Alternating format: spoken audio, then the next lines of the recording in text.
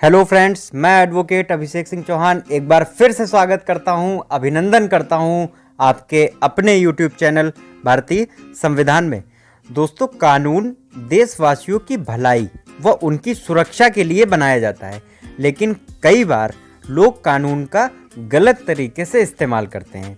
जैसे किसी सच्चे और ईमानदार आदमी को परेशान करने के लिए या किसी से रंजिश निकालने के लिए लोग उन पे झूठी एफआईआर लिखवा देते हैं या उनको किसी झूठे मुकदमे में फंसा देते हैं। तो आज के इस वीडियो में हम बात करेंगे कि यदि किसी व्यक्ति ने आपके खिलाफ झूठी एफआईआर दर्ज करा दी है तो ऐसी परिस्थिति में आपके पास क्या क्या लीगल रेमेडीज हैं।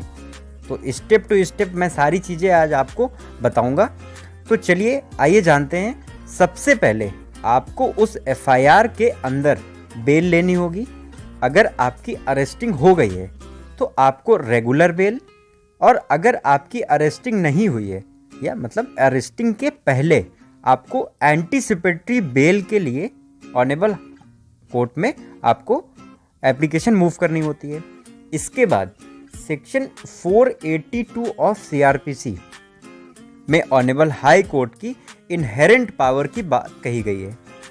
अगर आपके खिलाफ झूठी एफआईआर दर्ज हो गई है तो आप ऑनेबल हाई कोर्ट में एक पिटीशन फाइल कर सकते हैं उस झूठी एफआईआर को क्वैश कराने के लिए।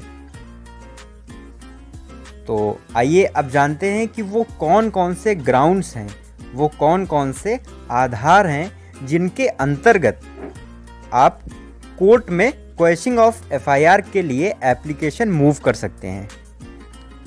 तो आइए अब वो आधार जानते हैं जिसमें आपको क्वैशिंग ऑफ एफआईआर के ऑर्डर पास हो सकते हैं।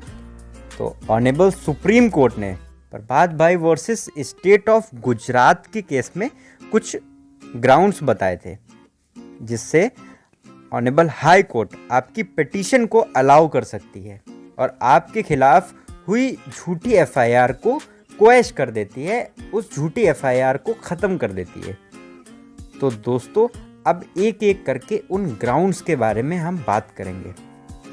तो सबसे पहला है to secure the ends of justice, मतलब न्याय के उद्देश्य प्राप्ति हेतु। दूसरा है to prevent an abuse of the process by any court, मतलब न्यायालय की कार्यवाही का दुरुपयोग रोकने के लिए। मतलब अगर आपके खिलाफ कोई झूठी एफआईआर लिखवा देता है तो ये न्यायालय की कार्रवाई का दुरुपयोग ही हुआ। तो अगर ऐसा आपके साथ होता है तो भी आप ऑनेबल हाई कोर्ट में क्वैशिंग ऑफ एफआईआर की एप्लीकेशन मूव कर सकते हैं। तीसरा है सेटलमेंट बिटवीन द पार्टीज। अगर दोनों पार्टीज में समझौता हो गया है या दोनों पार्टीज में सेटलमेंट हो गया है तो भी क्वैशिंग ऑफ एफआईआर के लिए आप जा सकते हैं।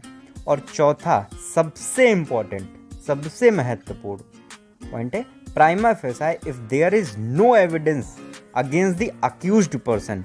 मतलब अगर पहली नज़र में देखने पर ये पता लगे कि अक्यूज्ड पर्सन के खिलाफ कोई भी एविडेंस नहीं है तो भी जा सकते हैं ऑनेबल हाई कोर्ट में क्वैशिंग ऑफ एफआईआर के लिए।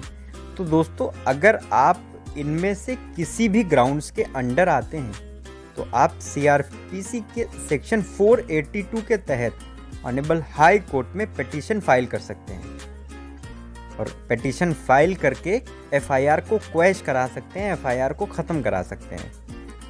तो आज आपने जाना अगर आपके खिलाफ कोई झूठी एफआईआर हो जाए तो आपके पास क्या क्या लीगल रेमेडीज़ हैं।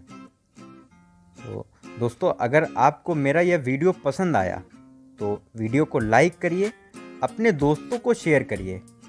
अगर ये जानकारी आपको ऐसा लगता है कि आपके लिए महत्वपूर्ण है, आपके दोस्तों के लिए महत्वपूर्ण है, तो आप इस वीडियो को अपने दोस्तों से साझा करिए।